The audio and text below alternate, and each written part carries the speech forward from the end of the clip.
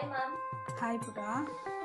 ತುಂಬಾ ಚೆನ್ನಾಗಿ ಕಾಣಿಸ್ಬೇಕು ಅಂತಂದ್ರೆ ಏನ್ ಮಾಡ್ಬೇಕು, ಏನಾದ್ರು ಟಿಪ್ಸ್ ಇದೆಯಾ ನಿಮ್ಮ ಹತ್ರ? ಖಂಡಿತವಾಗ್ಲೂ ನಾನು ಇವಾಗ ಅದನ್ನೇ ನೋಟ್ಸ್ ಬರಿತಾ ಇದ್ದಿದ್ದು. ಏನು ಮಾಡಬೇಕು, ಪ್ರತಿಯೊಬ್ಬರೂ ಕೂಡ ಸುಂದರವಾಗಿ ಕಾಣಬೇಕು ಅನ್ನೋದು ಎಲ್ಲರಿಗೂ ಆಸೆ ಇರುತ್ತೆ.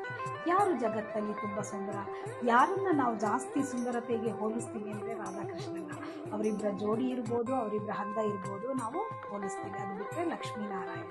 ನೋಡು, ಯಾವಾಗಲೂ ನೀರನ್ನ ನಾವು ಕುಡಿತಾನೆ ಇರ್ತೀವಲ್ವ.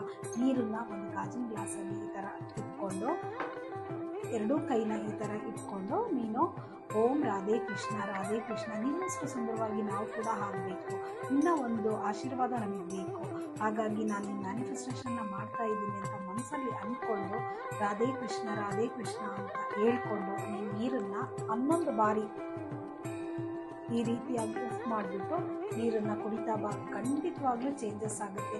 ನಿನ್ನೊಳಗೆ ಇರುವಂಥ ಬ್ಯೂಟಿ ಹೊರಗಡೆ ಖಂಡಿತವಾಗ್ಲೂ ಬಂದೇ ಬರುತ್ತೆ. ತುಂಬ ಚೆನ್ನಾಗಿ ಕಾಣುತ್ತೆ. ಪ್ರತಿಯೊಬ್ಬರು ಇದನ್ನು ಟ್ರೈ ಮಾಡಿ ನೋಡಿ. ಇದು ಟೆಸ್ಟ್ ಆ್ಯಂಡ್ ಟ್ರೈ, ನಾನು ಕೂಡ ಟ್ರೈ ಮಾಡಿದ್ದೀನಿ.